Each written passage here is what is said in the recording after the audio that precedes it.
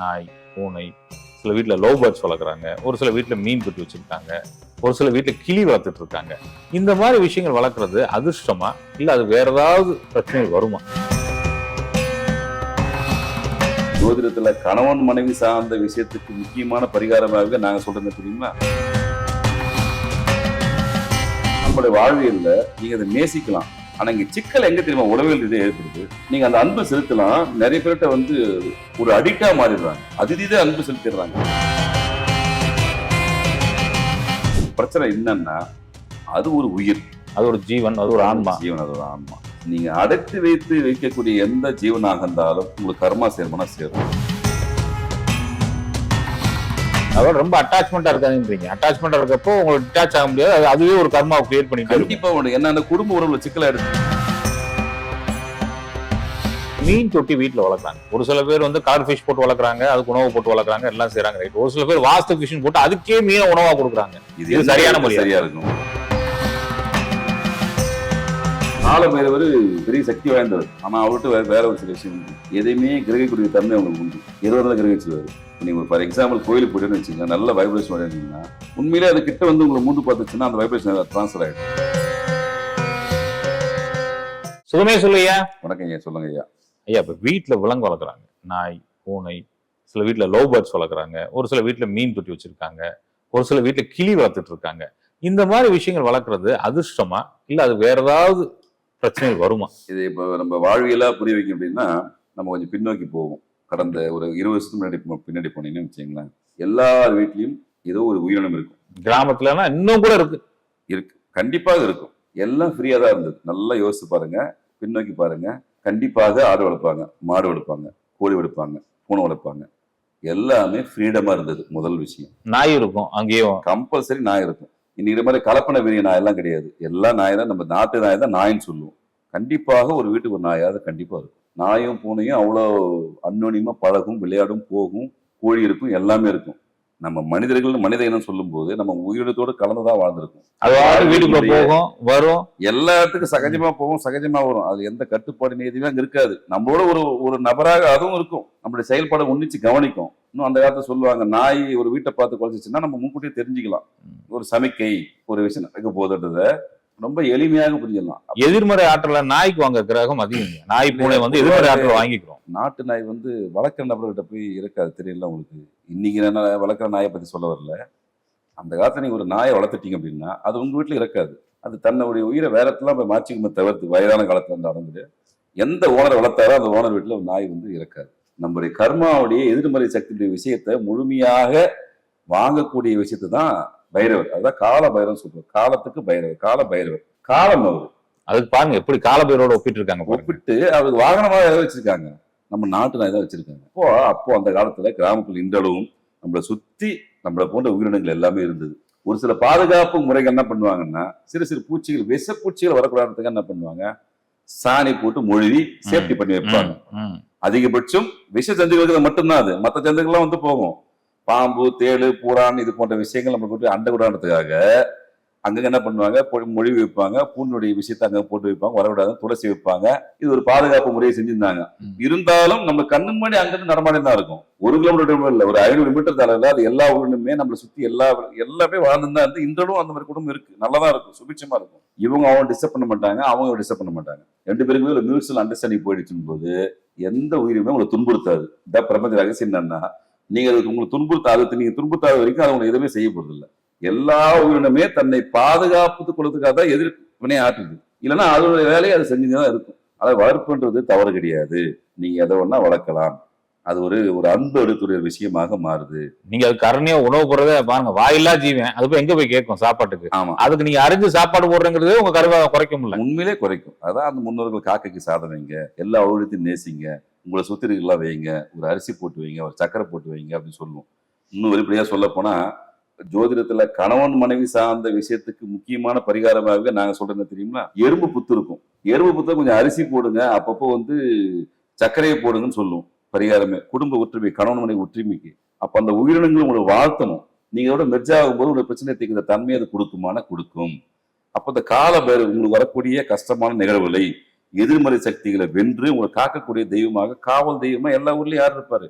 ஒண்ணு குதிரை இருக்கும், அதுக்கப்புறம் பாத்தீங்கன்னா நம்ம நாட்டு நாய் தான் இருக்கும். காக்கக்கூடிய தெய்வம், எல்லா தெய்வங்கள், காவல் தெய்வங்கள் எல்லாமே ஒரு விலங்கு இருக்கும், கண்டிப்பா இருக்கும். நீங்க எல்லா தெய்வத்தையும் எடுத்து பாருங்களேன், கம்பல்சரி உயிரினு கூட இருக்குமா இருக்காதா? இருக்கும். எல்லாத்துக்குமே உண்டு. அப்ப நம்மளுடைய வாழ்வியல்ல நீங்க அதை நேசிக்கலாம். ஆனா இங்க சிக்கல் எங்க தெரியுமா உளவியல் ரீதியா ஏற்படுது. நீங்க அந்த அன்பு செலுத்தலாம், நிறைய பேர்கிட்ட வந்து ஒரு அடிக்டா மாறிடுறாங்க, அதிதீத அன்பு செலுத்திடுறாங்க. ஒரு சில வீட்டுல நாய் வளர்க்குறவங்க பாத்தீங்கன்னா குடும்ப உறுப்பினர்களை விட அதிகமான நேசத்தை எங்க வைப்பாங்கன்னா அந்த நாய் மேல காமிப்பாங்க. அதுவே குடும்ப உறவுல நிறைய பேருக்கு சிக்கலை ஏற்படுத்தக்கூடிய விஷயமாகவும் மாறுது. அன்புறது வேற, தீவிர அன்புறது வேற. அந்த தீவிர அன்பு யார் மேல வைக்கலாம்? இறைவன் மேல வைக்கலாம், தப்பு கிடையாது. உங்க குழந்தை குட்டியில தாண்டி அதை தீவிர அன்பு செலுத்தி இங்க ஒரு வேறு மரமான சிந்தனையை வந்து விதைக்கக்கூடிய விஷயங்கள் சமீப காலம் நடக்கிறது. அது தவறான செயல். எல்லாரும் ஒரே மாதிரி ட்ரீட் பண்ணுங்க, முக்கியமான விஷயம்.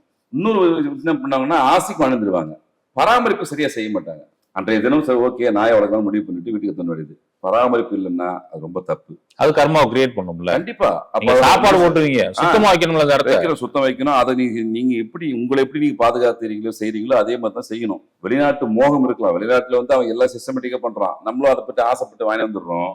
அதுக்கப்புறம் இது செலவு பண்றது ஒரு பக்கம், பெரிய செலவு உண்டு. உயிரிழந்த வளர்த்து சாதனை இல்லை. அந்த காலத்துல எல்லாமே நம்ம கூட இருந்தது, எந்த செலவும் கிடையாது, நல்லா புரிஞ்சுக்கணும். எந்த டாக்டர் போய் ஊசி போடல, இன்னொன்னு எதையும் கட்டி வைக்கல.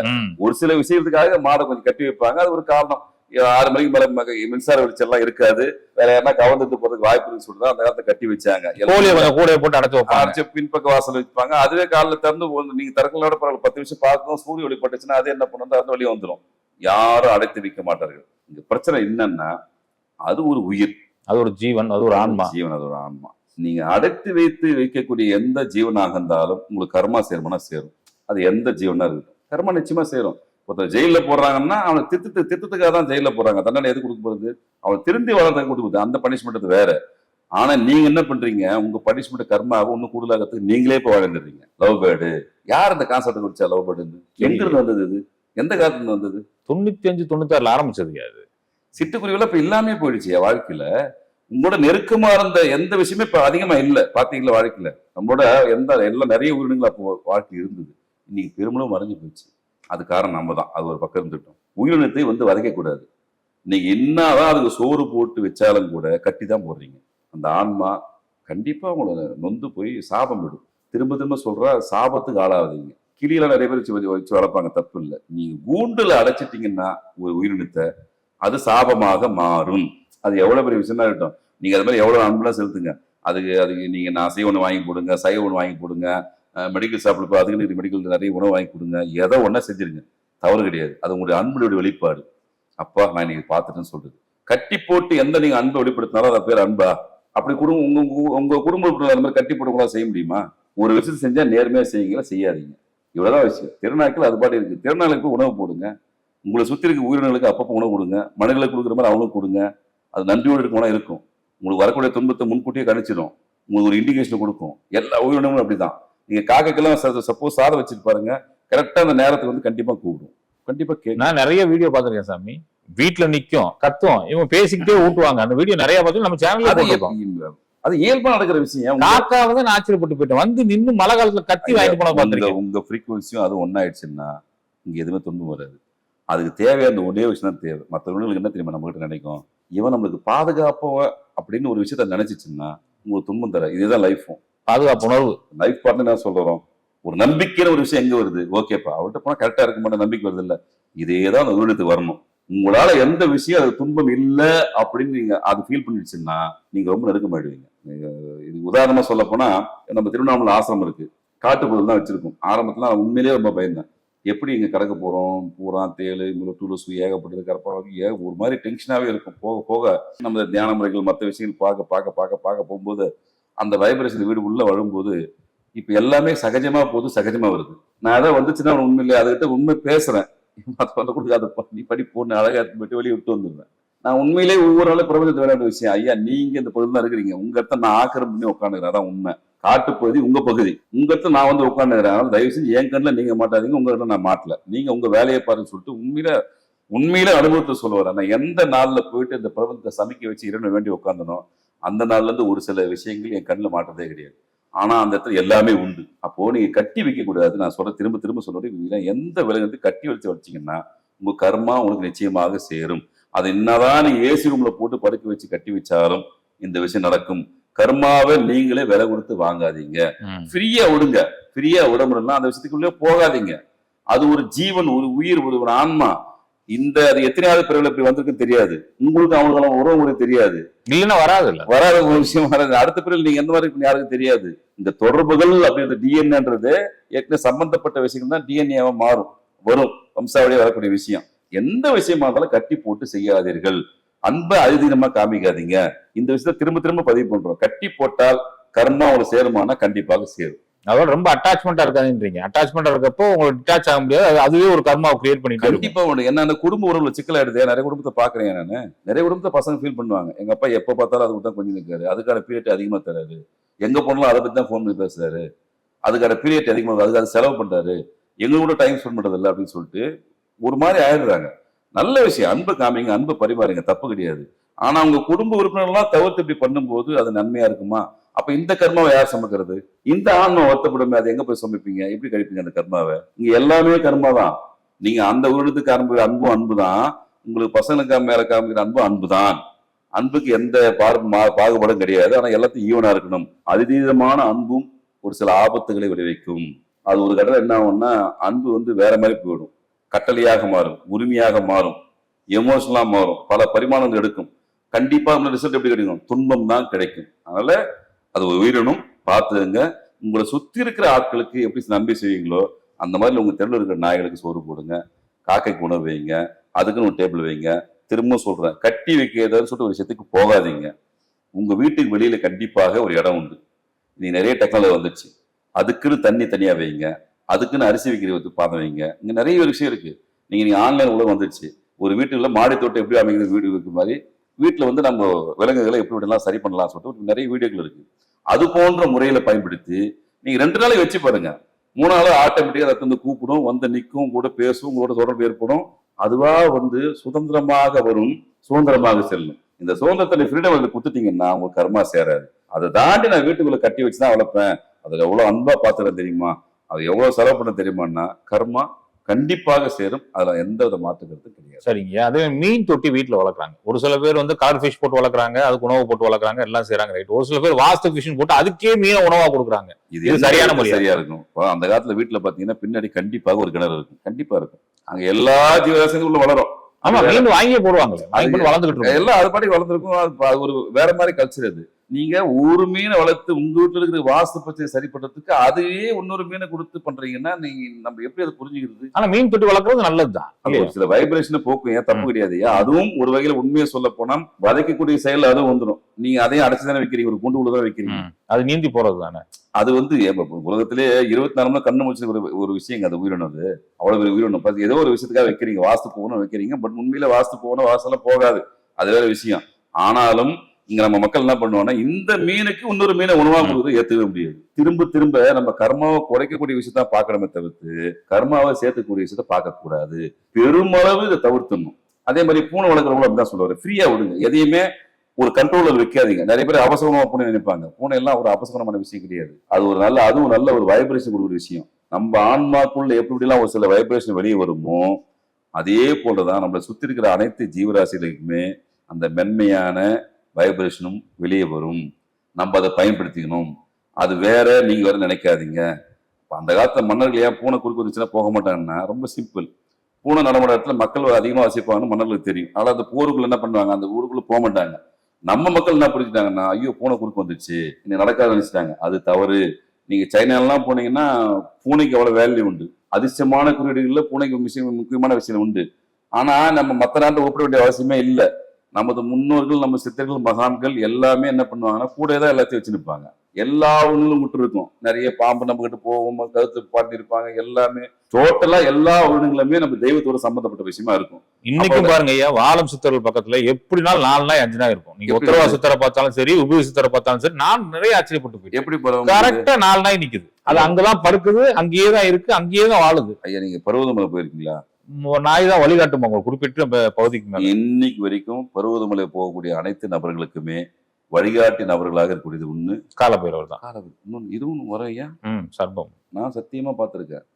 இதுவும் கூட வரும். ஒரு குறிப்பிட்ட எல்லை வரைக்கும் வரும். ஏன் பயப்படக்கூடாது?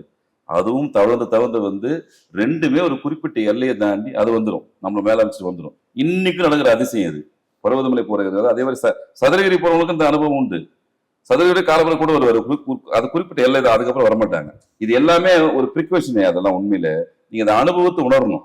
ஆனா உயிரினங்களை வதைச்சால் கர்மா கூடுதலாக சேருமே தவிர்த்து குறையறதுக்கான வாய்ப்புகள் இல்லை. இந்த விஷயத்தை யாரும் செய்யாதீங்கன்னா, நீங்க என்னதான் ஆன்மீகத்துல ஒரு உயர்நிலைக்கு போனாலும் சரி, எங்க வீட்டுல 3 வேளை பூஜை பண்றேன், எல்லாத்துக்கும் நெய்வேத்தியம் படைக்கிறேன், எல்லா கோயிலுக்கு போயிட்டு வரேன், எல்லா கும்பாபிஷேகம் கலந்துக்கிறேன்னு சொல்லி என்னதான் உலகம் சுத்தி வந்தாலும் உங்களை சுத்தி இருக்கிற உயிரினங்களை வதைக்கும் போது அது எல்லாமே செல்லா காசாக மாறிவிடும். ஒரு சில நெகட்டிவ் வைப்ரேஷனும் எல்லாரும் நம்ம கிட்ட இருக்க மாதிரி அதுகிட்டையும் உண்டு. அதையும் நம்ம புரிஞ்சுக்கணும். அதையும் நீங்க அதிகமா இருக்கு. அதான் திரும்ப திரும்ப சொல்றேன், கட்டி போடாதுன்னு சொல்றது காரணம் அதுக்கு தெரியும். நம்ம வீட்டுல நெகட்டிவ் வைப்ரேஷன் போது எப்படி இது விளக்கணும் தெரியும். நீ கட்டி போட்டா ஒரு சில விஷயம் விளக்க முடியாது. அதுக்கு உண்மையிலே நம்ம வீட்டுக்கு ஒரு நெகட்டிவ் வைப்ரேஷன் எப்போ வரும் எப்போ போகும் தெரியும். நீங்க அதை ஃப்ரீயா விட்டாதான் அதை கொஞ்சம் அழிச்சு உங்களுக்கு நல்ல விஷயத்தை கொடுக்க முடியும். நீங்க கட்டி போட்டு நீங்க பாட்டி நீங்க தூங்கி இருப்பீங்க. ஆனா அது செயல்படாத விஷயத்துக்கு நீங்க ஒரு காரணமா மாறிடுவீங்க. இன்னொன்னு அதே மாதிரி இன்னும் உண்மையை வெளிப்படையா சொல்ல போனா, காலபைரவர் பெரிய சக்தி வாய்ந்தவர். ஆனா அவர்கிட்ட வேற ஒரு சில விஷயம் உண்டு. எதையுமே கிரகிக்கூடிய தன்மை அவங்களுக்கு உண்டு. எதுவும் கிரகிச்சுவாரு. இப்போ நீங்க ஃபார் எக்ஸாம்பிள் கோயிலுக்கு போயிட்டு வச்சுக்கலாம், நல்ல வைப்ரேஷன் வந்தீங்கன்னா உண்மையிலே அது கிட்ட உங்களை மூந்து பார்த்துச்சுன்னா அந்த வைப்ரேஷன் ட்ரான்ஸ்ஃபர் ஆயிடும். அது இயல்பு. அதுதான் யாரை எப்படி வைக்கணுமோ அப்படிதான் முன்னோர்கள் கரெக்டாக வச்சிருந்தாங்க. அது ஃப்ரீயா விட்டீங்கன்னா உண்மையில அந்த மாதிரி சம்பளம் உங்ககிட்ட வராது. அது தெரியும் நீங்க எங்க போறீங்க. நம்மளோட அதிகமான ஆழ் ஞானம் உண்டு உயிரினங்களுக்கு, மற்றவங்களுக்கு தான் உண்டு. நம்மளோட அதிகமா 5 அறிவுன்னா கூடங்க, மழை வர்றது வானிலை செய்தி மூலமா நம்மளுக்கு தெரிஞ்சு, இயற்கை சார்ந்த விஷயங்கள் எப்படி உணர்ந்தது நம்மளுக்கு தெரிஞ்சிடும். ஆனா பெரிய மழை வரப்போகுதுன்னா இந்த உயிரினங்களை நான் சொல்றது காலபைரவரை பார்க்கவே முடியாது. ஆமா, கரெக்டா மழை முடிஞ்சு அந்த ஏரியாவுக்கு வந்து நின்றுது. அவங்க வேற லெவல் அறியும். எங்க போறாங்க, எப்படி சாப்பாடு அடைக்குது, அந்த 5 நாள் எங்க இருக்குன்னு தெரியாது. ஆனா வந்துருது, திரும்ப வந்துருவாங்கல்ல. இப்ப நம்ம இவ்வளவு பேர் வெள்ள பாதிப்பு ஏற்படுச்சு, கொரோனா டைம்ல என்ன நடந்துச்சு, திரும்ப அவங்க வாழ்ந்துதான் இருக்காங்க. திரும்ப அதே நேரம் பார்த்து தான் இருக்கு இன்னைக்கு வரைக்கும். உண்மையிலே நாட்டு நாய்கள் தான் நம்ம நாய்கள். நீங்க கொலாபரேஷன் கொண்டு வந்து அதை அழகுப்படுத்துற, அதை பண்ற, இதை பண்ற சொல்லிட்டு அதை ஷோக்கு பண்ணி ஒரு சில உண்மையிலே சொல்ல போறேன், கர்மாக்களை நீங்க தான் தேடி வாங்கிக்கிறீங்க. இறைவன் உங்களுக்கு பல விஷயத்த வழி காமிச்சாலும் கூட நன்மையை நான் செய்ய போறேன், நான் ஒரு பெரிய விஷயத்த மக்களுக்கு கற்றுக் கொடுக்க போறேன், அன்பை நான் வெளிப்படுத்துறேன்னு சொல்லிட்டு உங்க வீட்டுக்குள்ள இருக்கிற நபருடைய அன்பை காமிக்காம நீங்க இதுக்கு அன்பு காமிச்சு என்ன பிரயோஜனம்? நீங்க இதை அடைச்சி வச்சு நீங்க என்னதான் வீட்டு நல்ல விஷயம் நடத்தினாலும் அடைச்சி இருக்கும்போது கர்மா சேரும். கர்மா தீரவே தீராது. உங்க வீட்டுல நீங்க கணபதியாக நடத்தினாலும் சரி, சோசனையாக நடத்தினாலும் சரி, நீங்க சண்டியாக நடத்தினாலும் சரி, எந்த யாகத்தை நடத்தினாலும் சரி, மற்ற உயிரினங்களை வதைத்து செய்யும் போது அதுக்கான நன்மை கிடைக்குமான்னா நிச்சயமாக கிடைக்கவே கிடைக்காது. இதுதான் நிதர்சனமான உண்மை. அதனால கர்மாவை விலை கொடுத்து வாங்காதேன்றீங்க. இப்போ வரைக்கும் நம்ம மக்கள் வாங்கிக்கிறீங்க, திரும்பவும் வாங்காதேன்னு சொல்றோம். நிச்சயமா ரோட்ல இருக்கிற ஜீவராசிகளுக்கு உதவி செய்யுங்க, அங்க இருக்கிற மரத்துக்கு தண்ணி ஊத்துங்க, அங்க இருக்கிற திரும்பவும் சொல்றேன், இன்னைக்கு டெக்னாலஜி வளர்ந்து போச்சு. நம்ம வீட்டுல பறவைகளை எப்படி வளர்க்குறது, அதுக்கான இன்ஸ்ட்ருமெண்ட் எங்க வைக்கலாம்னா நெட்ல தேடி பாத்தீங்கன்னா நிறைய டிஃபால்ட்டாவே விற்குது. அதை எடுத்து ஒரு மிஷின் பண்ணி ஃபிக்ஸ் பண்ணி வச்சிட்டீங்கன்னா அதை தண்ணி வச்சிடலாம், அது ஒரு சில அரிசி போடலாம், ஒரு சில உணவு வைக்கலாம், உங்க வீட்டை சுத்தியே நீங்க வச்சுக்கலாம், செலவு எல்லாமே பண்ணிக்கலாம், பெரிய செலவெல்லாம் கிடையாது. அது போன்று செஞ்சீங்கன்னா உங்களுக்கு அவங்க ஒரு பாண்டிங் ஏற்படும். வீட்டுக்குள்ள அதை கட்டி வச்சு வளர்க்கும் போதுதான் கர்மா சேரும். கர்மாவை குறைக்கிறதுக்கு வெளியே நிறைய விஷயம் இருக்குது, அதை போய் செய்யுங்க. திரும்ப திரும்ப திரும்ப உங்க கர்மாவை கூடுதலாக சேர்த்து கொள்ளாதீர்கள். சூப்பருங்க, நெஞ்சார்ந்த நன்றி ஐயா. சுகமே சொல்வேன். நன்றி.